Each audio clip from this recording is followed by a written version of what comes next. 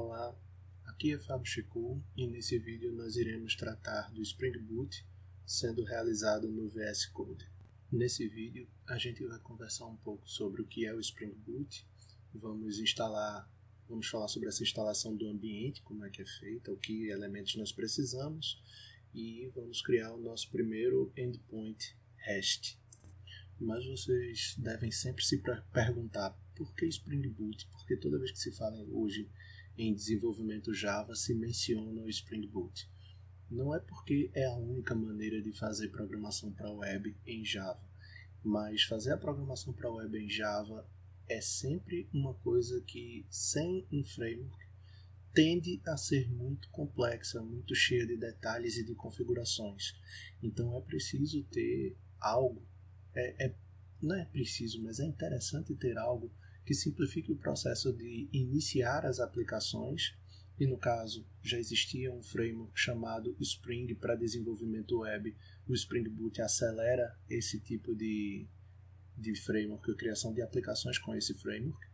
Ele também simplifica o uso dessas tecnologias lá do Spring, porque o Spring hoje virou um conglomerado de bibliotecas e outras tecnologias que cada uma tem seu mundo de configuração, tem suas instruções, então acaba que ele ajuda bastante você a conseguir trabalhar com isso e acaba pegando toda a ideia que o Spring já trazia como framework de desenvolvimento web, favorecendo convenção ao invés de configuração, que tem sido uma tendência em outros frameworks também. Então isso acaba liberando o desenvolvedor do problema de ficar realizando configurações muito complexas. Você basicamente vai se preocupar com o que é relevante. Bom, nós quando pensamos em desenvolver usando o Spring e o VS Code, nós precisamos então instalar as dependências de software necessárias. E dentro dessas dependências que são necessárias, não são muitas.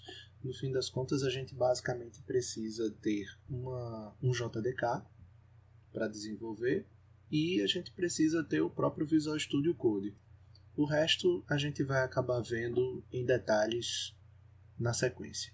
Mas uma palavra mais importante precisa ser dada sobre o Java, que nós estamos em 2019, e em 2019 o Java, na verdade no fim de 2018, o Java fez uma divisão da sua evolução.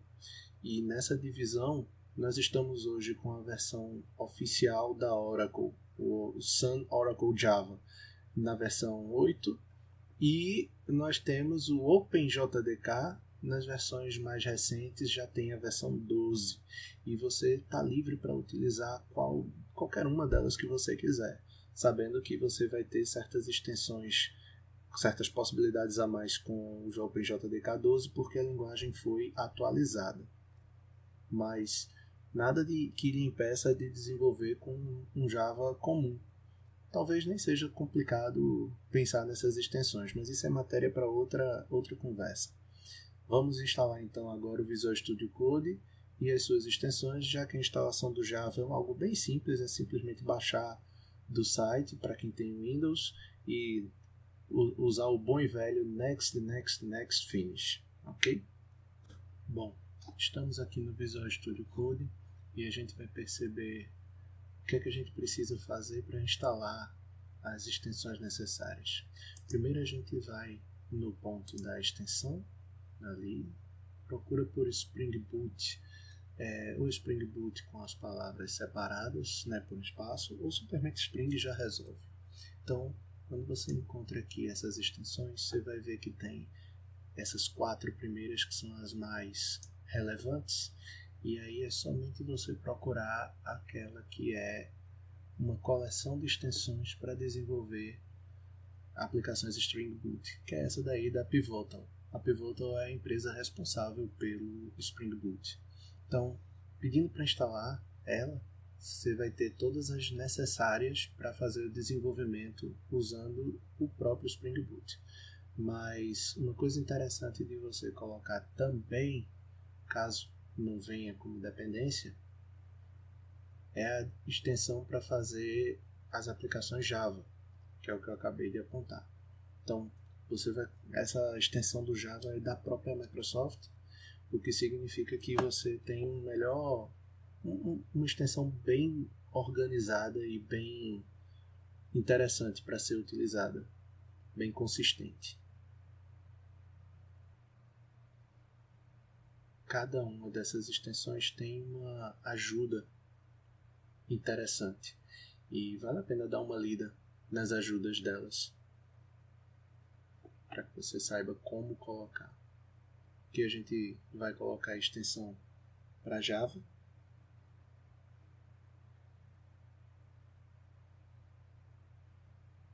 Depois que você implanta ela vai dar uma reiniciada no estado do Visual Studio Code e sempre que você tiver com um projeto Java, ela vai abrir um welcome diferente, uma página de bem-vindo diferente.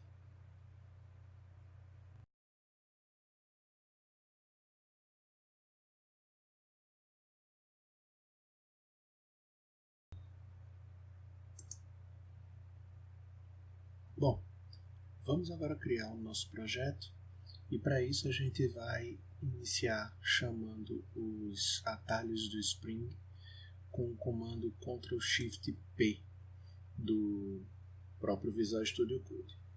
Nele, quando a gente chama, ele vai dar essas opções para que você digite qual é o comando dos plugins que você quer ativar.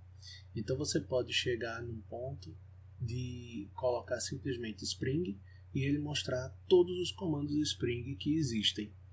O que a gente vai precisar fazer é criar um programa Spring, um software Spring, uma aplicação Spring, usando o Spring Initializer, que foi um dos plugins instalados.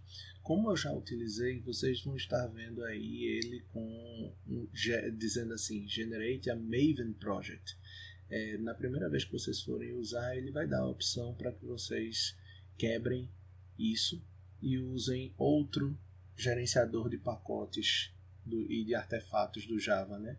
Nesse caso estou usando o Maven, que é um comum, bastante comum, muito utilizado, mas também tem o Gradle, por exemplo. E depois que você seleciona essa opção do Spring Initializer e seleciona que quer usar o Maven, ele vai lhe perguntar qual é a linguagem que você quer que seja aplicada e que seja usada, porque dentro da JVM você pode utilizar várias linguagens diferentes. E aí as opções que a gente tem é Java, Kotlin e Groovy. A gente vai utilizar Java porque é o que nós queremos.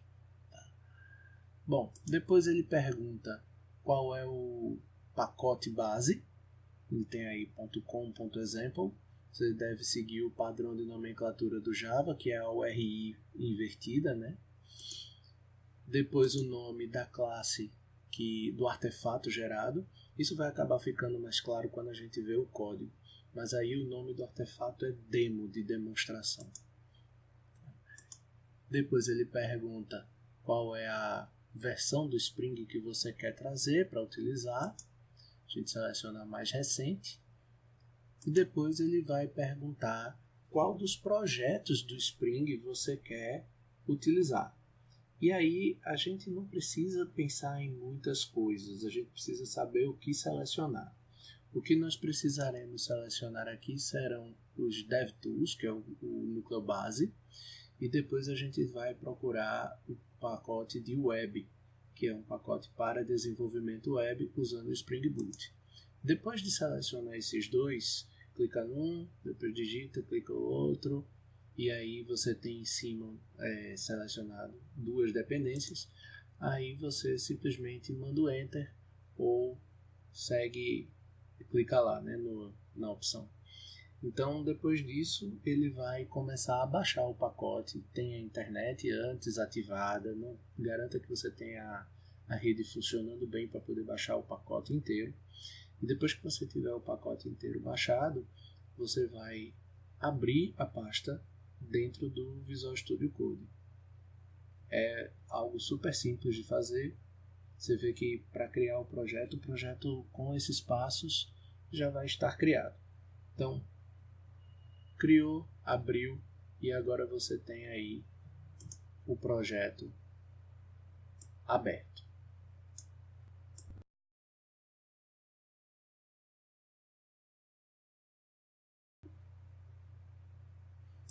Bom, agora que fizemos a nossa instalação e criação do projeto, a gente precisa entender o que é que a gente precisa fazer para programar as coisas.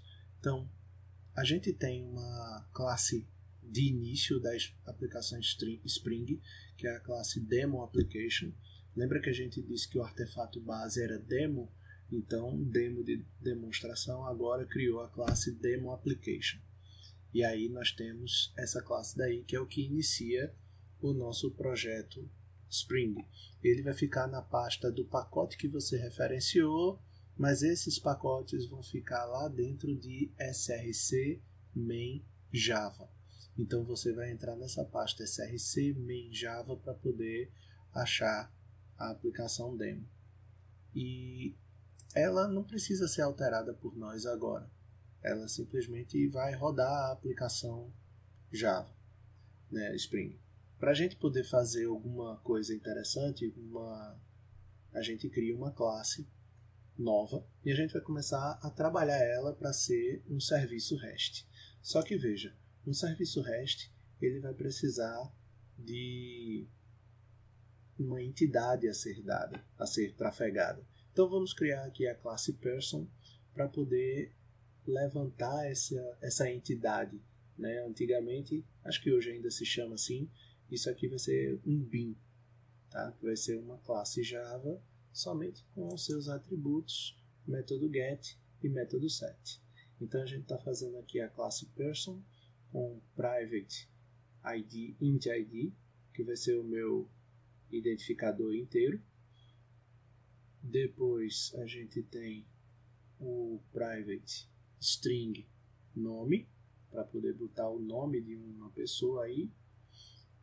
E depois disso a gente vai criar o get e o set para cada um desses atributos. Depois que a gente faz isso, a gente salva e volta no pacote do demo, vai criar um novo arquivo. Esse nosso novo arquivo vai ser um recurso de pessoa e ele vai ser o nosso controlador, uma classe que vai ser o controlador do serviço. Essa classe que vai ser o controlador do serviço, ela precisa carregar algumas anotações para informar ao Spring a funcionalidade dela. A partir dessas anotações, ela vai conseguir trabalhar e fazer a aplicação funcionar no modelo REST. Para que a gente possa trabalhar com uma estrutura de dados mais flexível, que possa receber pessoas de maneira mais simples, objetos de pessoas de uma maneira mais simples, a gente está criando aqui esse hashmap, que vai ser um hashmap de inteiros e de pessoas, né? Um dicionário que mapeia inteiros e pessoas. E aí a gente vai chamar esse dicionário, esse hashmap de pessoas, que vai armazenar, vai ser um container de dados para armazenar as pessoas que a gente tem na aplicação. Depois de criar essa instância de hashmap, a gente agora vai criar um construtor para esse recurso de pessoas. E nesse construtor eu vou pedir que se instancie uma nova classe de pessoas, o objeto pessoas, né, o meu container de dados, para fazer consistência com os tipos. Então a gente faz lá o hashmap int pessoa e depois disso a gente vai começar a adicionar os nossos objetos para dentro do hashmap. Veja só uma leve correção, tem que colocar no lugar do integer, do int tem que ser integer, né? Bom, depois nós vamos adicionando, então, ids pessoas.put para adicionar dentro do hashmap, que é o id dessa pessoa, e quem é essa pessoa? O objeto pessoa, né? O objeto person. Dentro de pessoa tem outro ID, então eu tenho que, agora que eu entendi essa necessidade de criar um construtor que já passe todos os dados, então eu vou colocar esse construtor, vou ter que adicionar esse construtor lá no recurso pessoa, né, no objeto, na classe pessoa. Só estou organizando aí os dados. Depois de organizar os dados, preciso ir lá em pessoa e criar esse construtor que já recebe os dados. Public person, int id, string nome,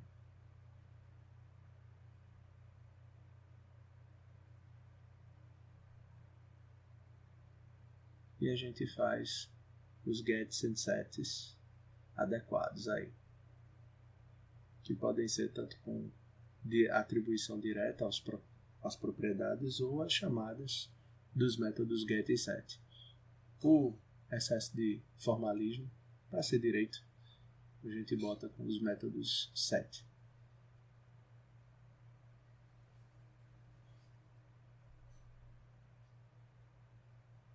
Depois de criar esse construtor de person resource, você precisa agora de um método que vai ser o método que vai definir a rota REST que a gente está acostumado a demandar. Então essa rota REST ela vai ter lá uma anotação que vai dizer sobre como é o propósito desse método, e a gente vai ter o retorno dela como sendo response entity, que vai devolver uma lista de pessoas. Isso é importante porque com essa lista de pessoas sendo atribuída genericamente ao response entity, o Spring já vai conseguir gerar o vetor JSON como resposta.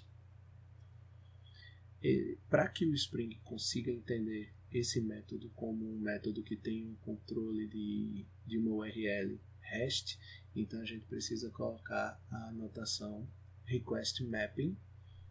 Ela vai dizer vai ter alguns parâmetros nela, e esses parâmetros que a gente vai ter não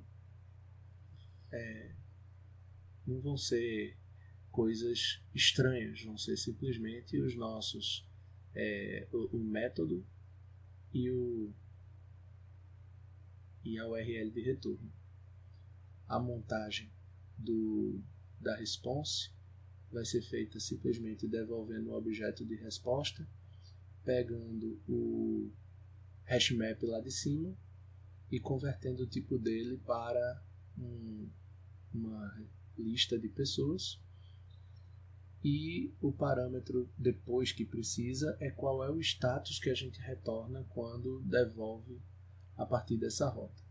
Então a gente procura aí o status OK, ele vai retornar o HTTP 200, e no lugar do body a gente vai colocar uma chamada a um vetor, a um array list, convertendo lá as pessoas. Isso faz parte dos formalismos de tipos de Java. Você precisa entregar esses tipos de maneira bem organizada para que o Java possa compreender.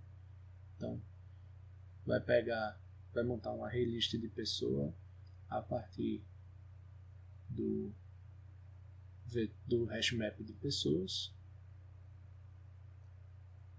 pegando só os valores de pessoas, né? Ao invés de pegar o ID 1, 2 e 3, vai pegar só os objetos, esses objetos em forma de array list, e isso vai ser devolvido para o response entity. O que falta aqui? Colocar somente os parâmetros do mapeamento da requisição. E aí esses parâmetros eu vou ter o barra, que está sendo a rota padrão, e depois eu preciso aplicar um parâmetro sobre o método, que eu vou dizer que vai ser uma requisição do tipo get.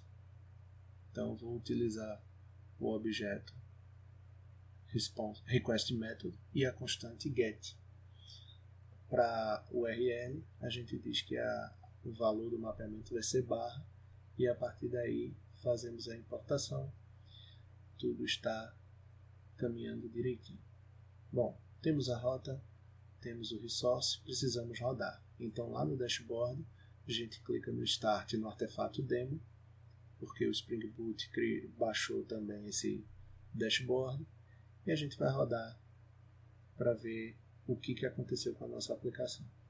Ele tem essa telinha de inicialização, que vai dizer todos os passos da inicialização do servidor web interno que tem ao frame, lá do framework, para poder inicializar a aplicação e fazer o deploy dela dentro desse servidor.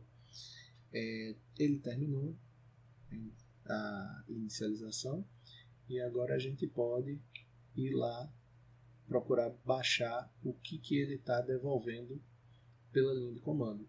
Então, estou aí na linha de comando, vou mandar o comando CURL, que é um comando que faz downloads faz requisições, e aí a gente consegue ver um JSON. Mas esse JSON ainda não é o que a gente quer. Veja que a gente está fazendo a requisição na porta 8080, mas ele está retornando um erro em JSON, está dando o erro 404. Quer dizer, a nossa rota não foi encontrada. Porque, fácil, tem lá em cima, está faltando um pequeno detalhe que a gente vai observar. Porque eu estou trabalhando com a nossa aplicação e eu defini a rota, mas eu não defini ainda quem é o controlador. Não defini ainda qual era o controlador. Então a gente precisa definir esse controlador. Esse cara, basta eu anotar a classe de recurso com a anotação REST-Controller e reiniciar a aplicação.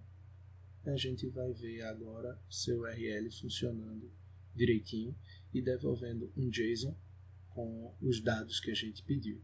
Então, eu vou pedir para rodar novamente. Ele fica verdinho quando termina de rodar e a gente vai de novo no terminal para utilizar o seu URL. E agora ele devolve o JSON, veja aí um vetor com os objetos JavaScript bem bonitinho, do jeitinho que a gente precisa.